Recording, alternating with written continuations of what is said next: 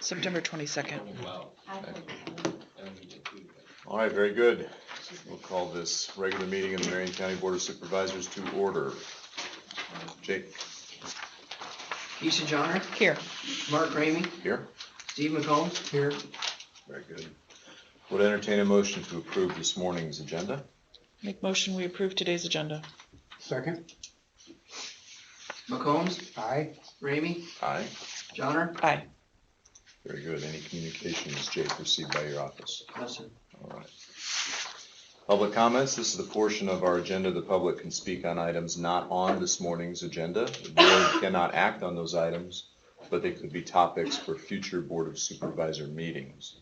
Again, are there public comments, items not on this morning's agenda?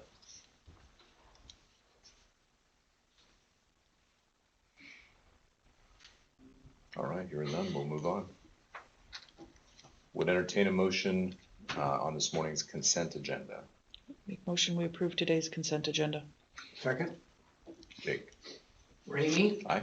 Johnner. Aye. McCombs. Aye. Very good. Thank you. On the business. First, we have an update on the proposed 28E agreement amendment with the city of Pella. We had some discussion on this in our last meeting, and Tyler gave us an update on that. So, Tyler, do you have any updates on that? Yes, so since our last meeting, we took the comments and the recommendations from staff and presented those to the city of Pella. And we met here with the Marion County Department and a couple of the departments from the city and kind of hashed out some of the technical issues and some of the workflow things that will need to happen if the amendment to the 2080 is approved as is. We made a couple final tweaks to the 2080 and then sent that back to the city of Pella after our discussions from that day. So the next step would be, or was, that the city of Pella took those final changes to their, what do they call it, policy and planning. Policy planning, yeah. Yep. Meeting last Monday, I believe it was, or Tuesday. And then at their first meeting in October, they plan to go to full council to approve the 2080, and then it will come back before you. Okay, good. Very good. Thank you. Steve, Keisha, any questions for Tyler on that? I don't have any questions. I just want to thank you and all the others that were involved. I know probably Ed and Missy. Thank you guys, all the department heads that were involved in that. I appreciate it. Yep. So I'm assuming that you're all in agreement with the tweaks you all did to it, right, Tyler? Yes. Okay. Yeah, I sat in the meeting that was here with Tyler and Mike and some of the folks from Pella, and everybody seems to be amenable to whatever changes need to be made to make the agreement work. So I think Tyler and the team have done a great job. So really appreciate everybody's work on that. Bring that to a conclusion. I know my staff will be very happy to get the new 2080 approved. Yep, very good. Very good. Thank you. Any other discussion or questions on this item? I don't have any. All right, seeing none, I would entertain a motion to close discussion on item 1. Make motion we close discussion. Second. Johnner. Aye. McCombs. Aye. Ramey. Aye. Very good. Thank you. Next, we have a discussion and action item, a formal request for extension of rezoning for sanctuary gardens. Missy, is that yours? Yes. So we have, and it's typical on rezonings that we put a sunset clause of 1 year. So if projects don't go forward, then we have, Marion County always has the ability to then take them back through the process and they revert back to their original zoning. Okay. So I have to say that this is the first formal extension had filed. And I think their letter was pretty explanatory between some of the other stuff we have going on with this project and COVID.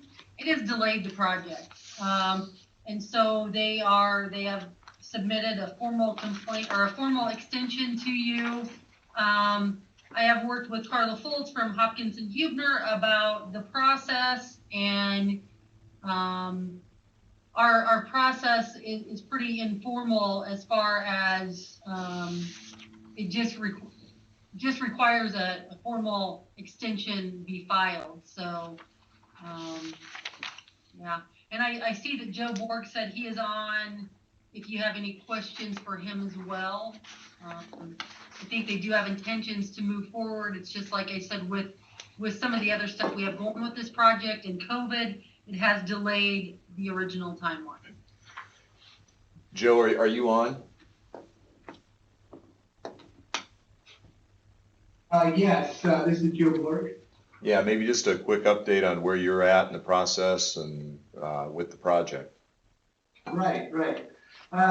Well, as you may be aware, following Sanctuary Gardens, following this rezoning, they submitted a site plan request, which was approved by the Board of Supervisors in January. And then in February, within the time frame, Board Appeal, neighboring property owner, Circle C, filed a appeal challenging that approval of the site plan. And for reasons outside of Sanctuary Gardens control, things have been delayed as far as that court case where time frames are still open for the briefing schedule, and a hearing date has been set for December 15 of this year.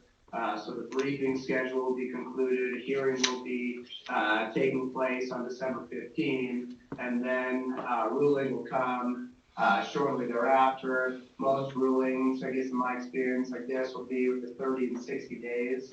Would likely see a ruling. That's why, I guess in this request, we asked for 6 months, an extension for 6 months to allow for that ruling to come through. And basically, it's just, there's a lot of things up in the air with, with this site plan. The Sanctuary Gardens want to make sure that everything goes through before start doing too much construction. And then obviously what Ms. Poppenbarger said, there's some, issues obviously with COVID as well. But primarily it's based on this court case that's ongoing. And we're just asking for the Board of Supervisors to provide just a 6 month extension at this time based on that schedule.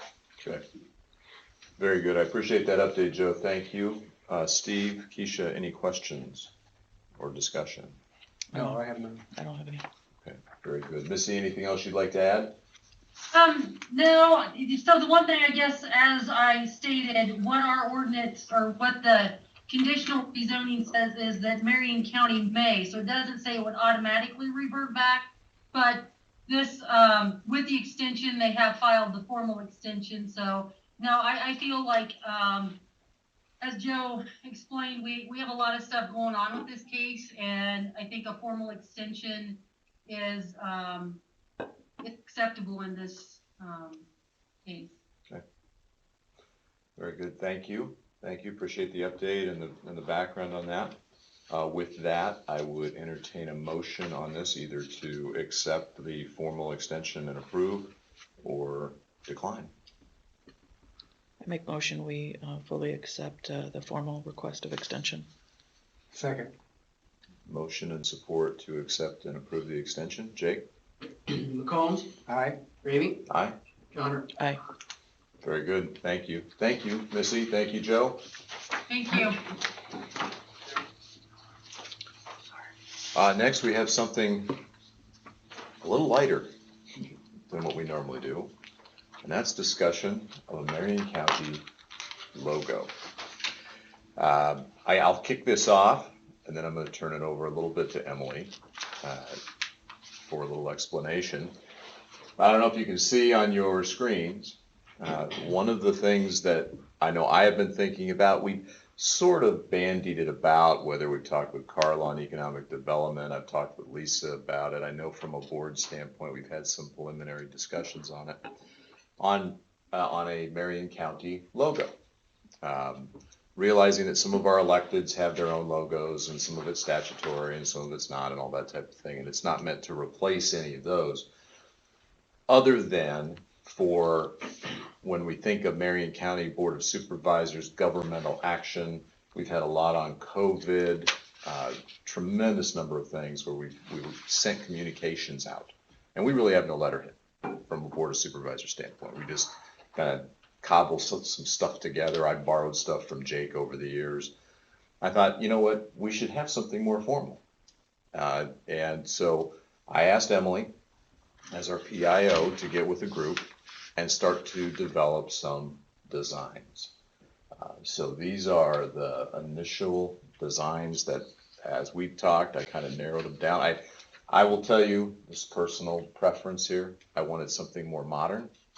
I wanted something that also captured a little bit about what is Marion County, without trying to incorporate every single symbolic element into it.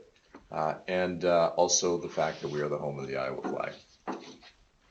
So the color scheme and everything behind that, that's important, especially in this day and age, when you think about what our flag says, and relative to the things that are going on. So Emily, if you want to add kind of who we enlisted and how they came about, and So, the agonizing process of working with me, and you can go through so all that. I had gotten in touch with a company called 4 Westworks out of Des Moines. I worked with a gal named Julie. She was super helpful.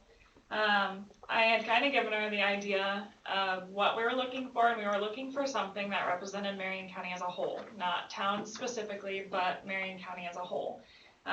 Obviously, with the Iowa flag originating here, that's something that we really wanted to make stand out, and something that we wanted to be a little bit different, but we wanted it to be simple, and we wanted people to be able to understand what it is that they were looking at.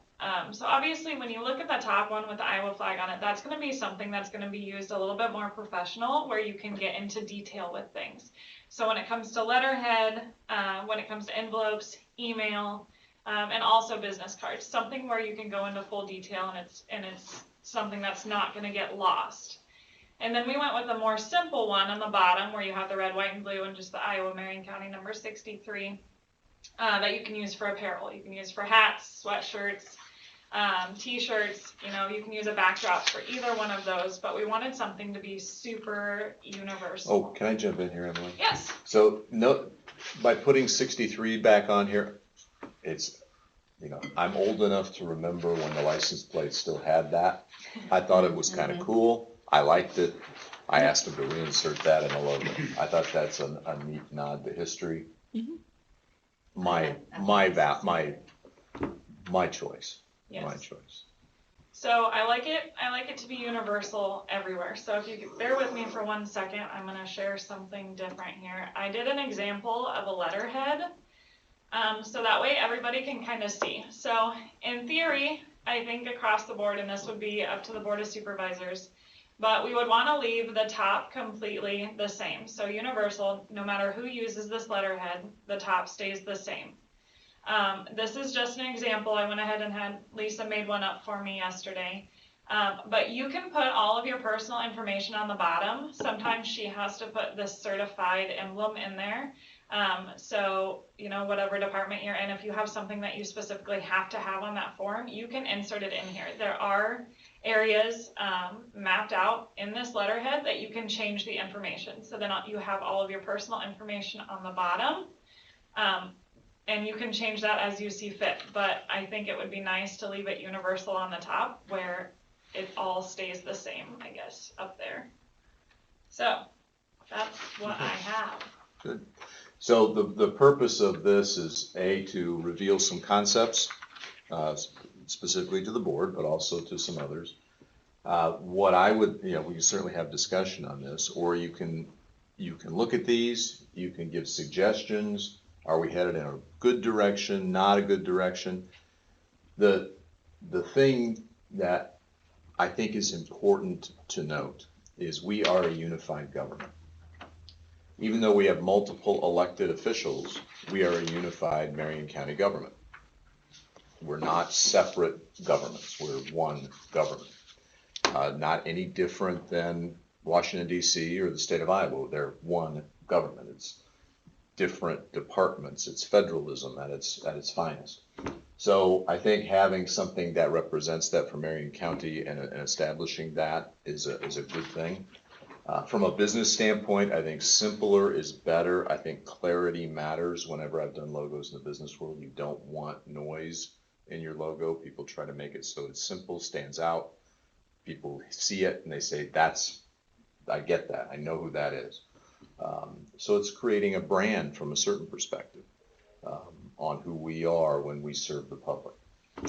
So those are some of the goals and objectives. So Steve, Keisha, any thoughts or comments? Or it's certainly not anything we have to approve today, but to start talking about and thinking about. And I think we're headed in, I think it's the right direction to go. I agree. I've had discussions with Emily too about this, we sat there and tried to figure out what you would put on it. And then, my thought was, I want to keep it Marion County. I don't want to be city specific with anything. I think we all need to just keep it simple. Mhm. And I agree with that.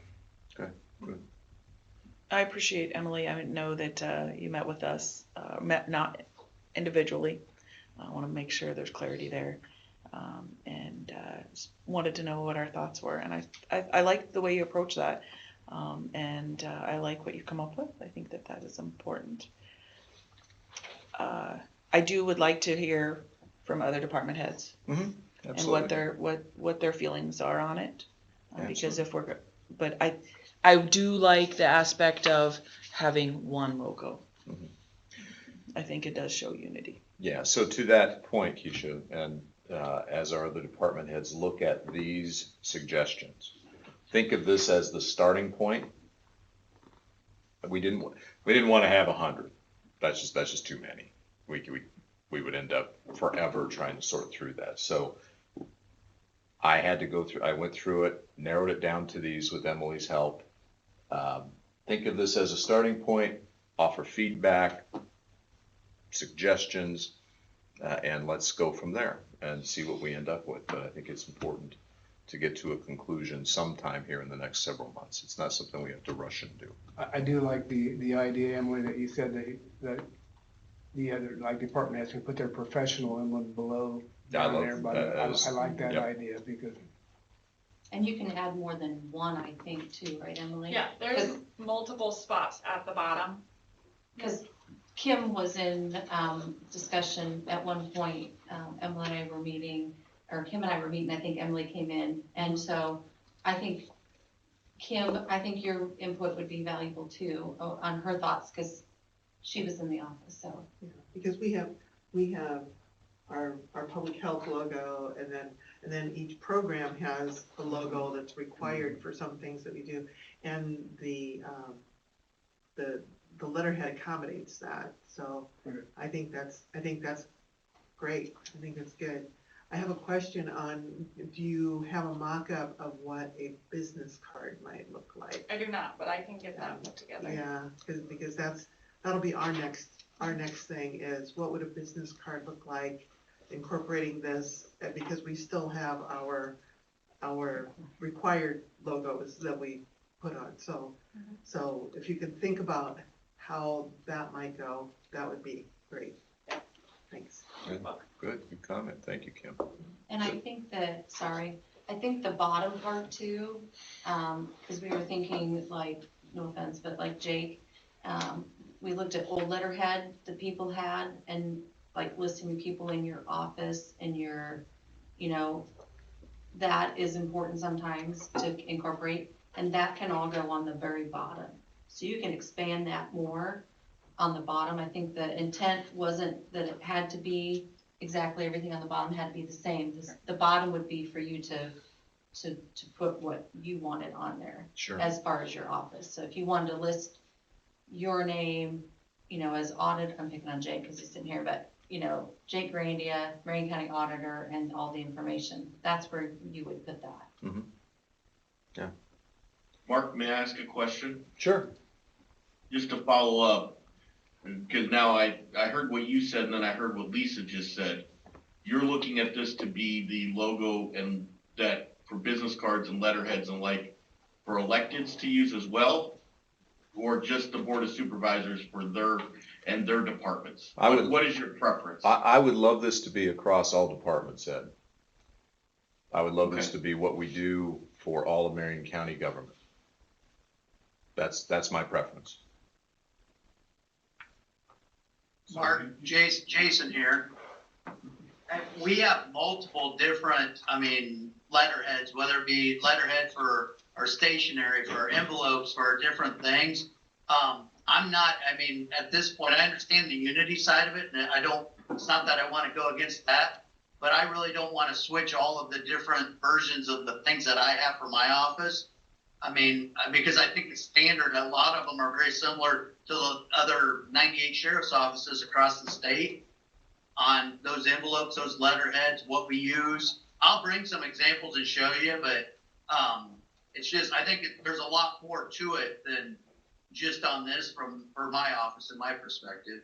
Yeah, and Jason, that's why it's kind of open for discussion, and realize that there'll be some, like in any business, you have old logo stock and you usually use that up.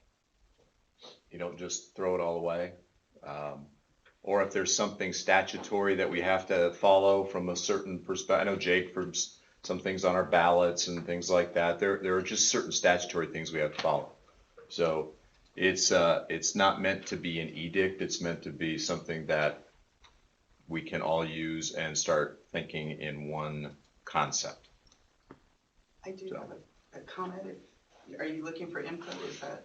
Actually, if you have input, that's a great comment. If you have input as you look at these, please tell Emily.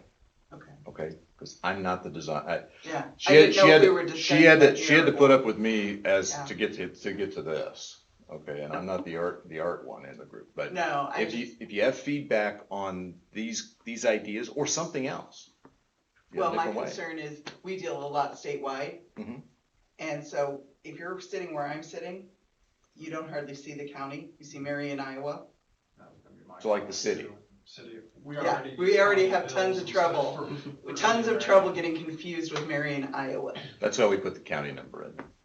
Because we thought So that you would. can't see if you're sitting a ways away. Oh yeah. But even if you enlarge the county, it could possibly help. But I see what you're saying. So the design parts, absolutely. There's going to be all that kind of perspective. So get that to Emily, and we'll make adjustments and put some other ideas out there and see where we go. Oh, yeah. So this Knoxville School District just went through a rebranding. Yep. And so they have cross country and football and music department. So under Marion, kind of to the left or right of county and the number 63, there's kind of that white space. Would you entertain, road department? Sure. Something in that white space, so. Absolutely. Overall, it's the same. Absolutely, John. Yeah. Well, but I do agree. My first thought when I saw it was City of Marion. Yeah. We already have tons of confusion with that. Well, I get notes from Marion, Ohio. Yeah, Florida, Marion County, Florida. Yeah, Marion County, Florida, yeah. Yeah, we just don't want Marion County, Illinois, that's where all the jails are. Yeah, so anyway, for discussion, Yep. We'll bring it up at a future board meeting, get comments, ideas, thoughts to Emily, and we'll go from there. One other question, like Yes. big picture, because we have a logo on our vehicles. Yes. Probably 70 plus pieces of equipment and Yes. vehicles. Yeah. Phasing that out. Yep. Over time. Yep. Yeah, if we get to a point of adoption where we can all agree, once all the, we get done with our Rembrandting of all this, we will eventually phase out whatever we've got and move into something different. Okay. Especially on that type of stuff, maintenance, be the same thing. And lastly, like public health and sheriff's office, we have envelopes and letterheads and business cards.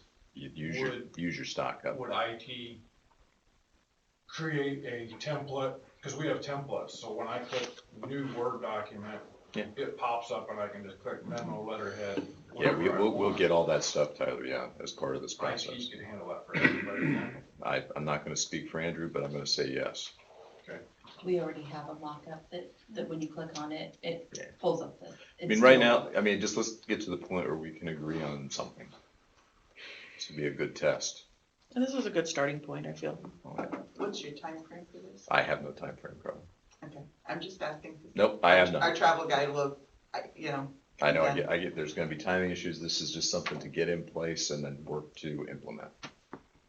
So, okay. Emily, thank you. Thank you, Emily, I appreciate it. With that, I would entertain a motion to close discussion. Make motion to close discussion. Second, Ramey, Aye? Johnner, Aye. McCombs. aye. All right, very good, thank you. Board of Supervisor updates, Mr. McCombs. No, I have none. I haven't heard a meeting this week. I guess I would, I was gonna ask Tyler how the grade was coming out there, but I drove by it this morning, so out to junction 92. Done. It looks good. I like it. Looks really good. Other than that, I have nothing. All right, very good, thank you. Mrs. Johnner.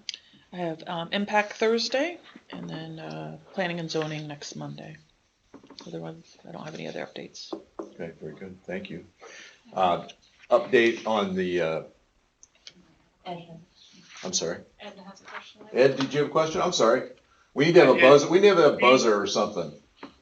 Steve, can you comment, does HERDA still exist in Marion County? I've had a lot of DHS, a lot of my court case people who have relied on HERDA before has indicated they don't exist in the form that they once were. So I just want to know whether or not they're still, are they not driving people to Des Moines anymore? Is it just in the county? Do you have any guidance you can offer that I could take back to? Yes, they do exist. They do exist, and it does look a little different now due to COVID. Okay, I would suggest that if anybody has any questions, to call the HERDA office.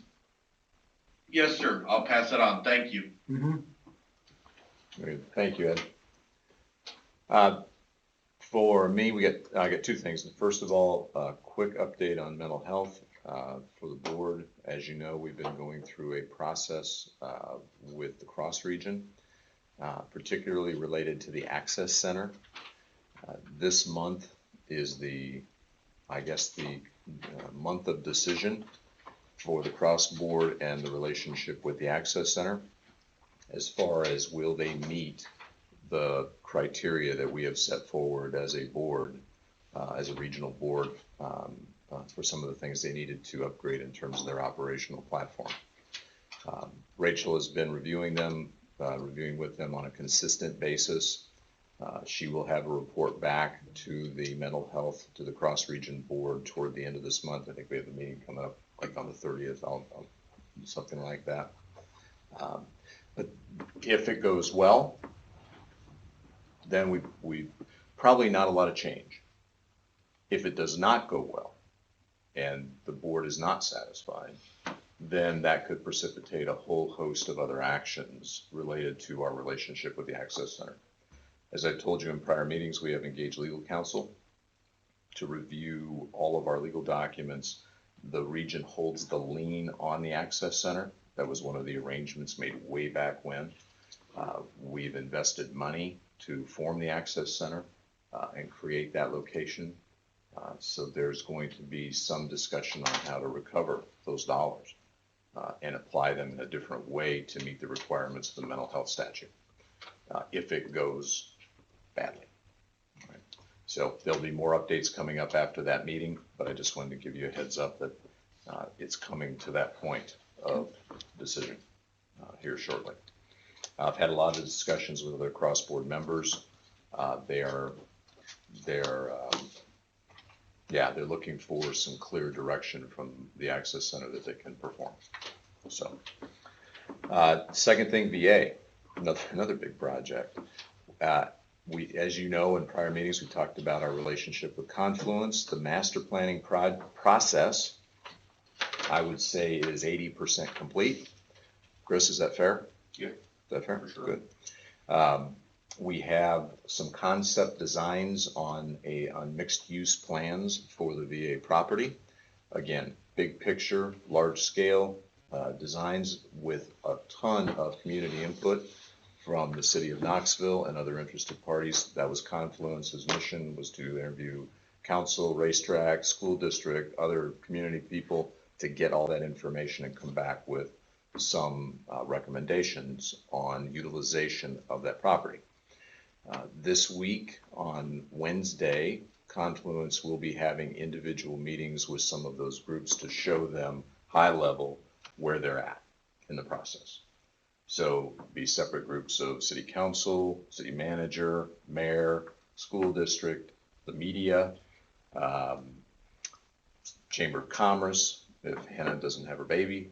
I don't know where she's at in that, but we're hoping to have individual meetings where we can have some discussions, and they can have Q&A with Confluence, ask questions, and do that before we have a formal joint city council board of supervisor meeting to talk about the planning, where we're at, what our next steps are. All right.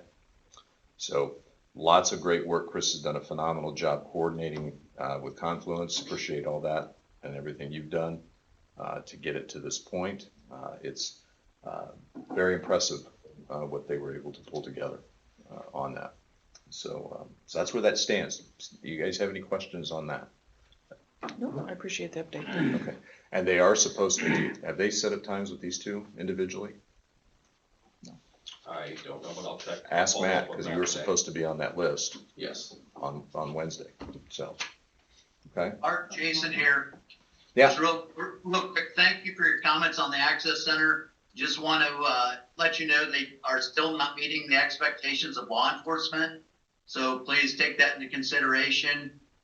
We've spent a lot of time and effort in trying to make this the best for our citizens of Marion County, and it's not working. So I don't mean to speak for Ed or the courts, but I believe they maybe have some of the same thoughts in regards to that. Ed? I would just say,